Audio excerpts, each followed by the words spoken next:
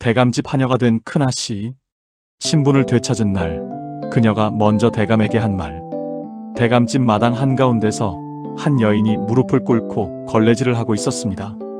사람들은 그녀를 그저 하녀라고 불렀습니다. 하지만 아무도 몰랐습니다. 그녀가 이 집에서 가장 높은 자리에 오를 수 있었던 진짜 큰아씨였다는 것을. 그리고 더 놀라운 사실은 따로 있었습니다. 그녀는 그 신분을 되찾고도 끝내 돌아가지 않았습니다. 3년 전, 사랑채에는 대감의 고함 소리가 울려 퍼졌습니다. 계모 윤씨가 낡은 서찰 한 장을 내밀며 말했습니다.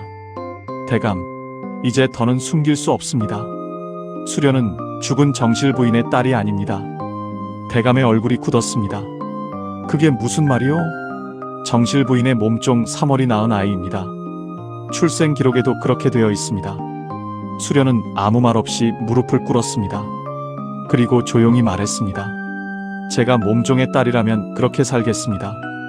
그날 수련은 하루아침에 큰아씨에서 하녀가 되었습니다. 그러나 이상한 일이 있었습니다. 수련은 단 한 번도 자신의 신분을 되찾아달라고 울며 매달리지 않았습니다. 오히려 묵묵히 일을 했습니다. 마당을 쓸고 부엌일을 하고 밤이면 홀로 책을 읽었습니다. 사람들은 그녀가 체념했다고 생각했습니다. 하지만 수련은 매일 밤 작은 장부에 무언가를 기록하고 있었습니다.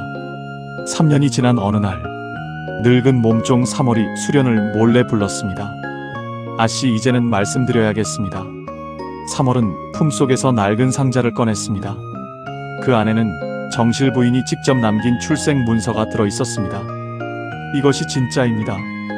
아씨는 틀림없는 대감마님의 친딸입니다. 수련은 문서를 한참 바라보다가 물었습니다. 그럼 윤씨 마님이 보여준 문서는? 3월이 떨리는 목소리로 대답했습니다. 조작된 것입니다. 수련은 아무 말 없이 문서를 접었습니다. 그리고 사랑채로 향했습니다. 아버지. 3년 만에 처음으로 수련은 대감 앞에서 그렇게 불렀습니다. 이 문서를 보십시오. 대감이 문서를 읽는 순간 손이 떨렸습니다. 이럴 수가. 정실 부인의 친필, 그리고 수련의 출생 기록, 모든 것이 명확했습니다. 대감이 윤씨를 노려보았습니다. 당신이 내 딸을 하녀로 만들었다는 것이요? 윤씨는 뒷걸음질 쳤습니다. 대감, 그건 당장 이 집에서 나가시오. 윤씨는 울며 빌었습니다. 그러나 수련은 이상할 정도로 담담했습니다. 그때 대감이 수련의 손을 잡았습니다. 수련아, 이제 내 자리로 돌아오너라. 모두가 숨을 죽였습니다. 하지만 수련은 고개를 저었습니다. 싫습니다. 대감의 얼굴이 굳었습니다. 뭐라고? 수련은 조용히 웃었습니다. 저는 이제 이 집의 큰아씨가 되고 싶지 않습니다. 그 순간 수련이 품에서 낡은 장부 하나를 꺼냈습니다. 대신 이것을 보십시오. 대감이 장부를 펼쳤습니다. 그 안에는 지난 3년 동안 기록한 내용이 빼곡했습니다. 윤씨가 빼돌린 집안 재산, 하인들의 임금을 착취한 기록, 가짜 출생 문서를 만든 과정, 그리고 마지막 장에는 더욱 충격적인 내용이 적혀 있었습니다. 대감이 병으로 쓰러질 경우 윤씨가 집안 재산을 모두 처분하려 했다는 계획. 대감의 얼굴이 새하얗게 변했습니다. 너는 이 모든 것을 알고 있었느냐? 수련이 대답했습니다. 처음부터는 몰랐습니다. 잠시 침묵한 뒤 그녀가 말했습니다. 하지만 하녀가 되고 나니 보이는 것이 많았습니다. 사람들은 큰아씨 앞에서는 거짓말을 했지만 하녀 앞에서는 아무렇지도 않게 진실을 말했으니까요. 대감은 아무 말도 하지 못했습니다. 그때 3월이 조심스럽게 한마디를 덧붙였습니다. 대감마님, 사실 출생 문서는 제가 3년 전에 찾았습니다. 대감이 놀라 돌아보았습니다. 그런데 왜 이제야 내놓았느냐? 3월이 수련을 바라보았습니다. 아씨가 그러셨습니다. 진실을 알게 되더라도 당장 돌아가지 않겠다고요. 대감이 수련을 바라보았습니다. 왜 그랬느냐? 수련은 마당을 바라보았습니다. 그리고 미소를 지었습니다. 아버지께서 제 신분을 빼앗긴 뒤에도 저를 지켜주셨다면 저는 바로 돌아갔을 겁니다. 하지만 아무도 제 말을 믿어주지 않았습니다. 그래서 저는 신분이 아니라 사람을 보기 시작했습니다.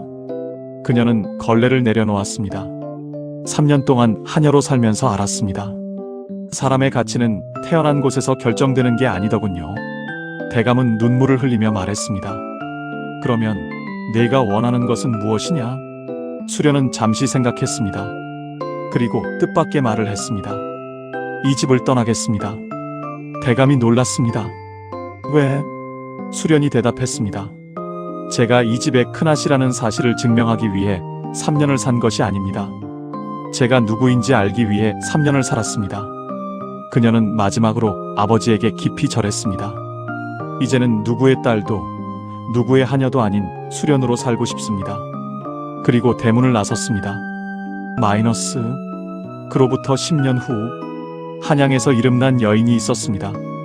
가난한 여인들을 가르치고 글을 모르는 아이들을 돌보며 작은 서당을 운영하는 사람이었습니다. 사람들은 그녀의 과거를 알지 못했습니다.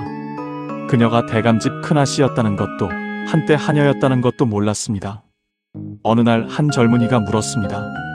선생님, 신분을 되찾을 기회가 있었는데 왜 그냥 버리셨습니까?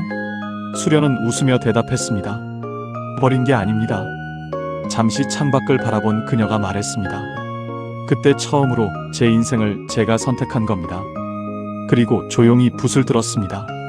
사람의 신분은 태어날 때 정해지는 것이 아니라 살아온 모습으로 증명되는 법이니까요.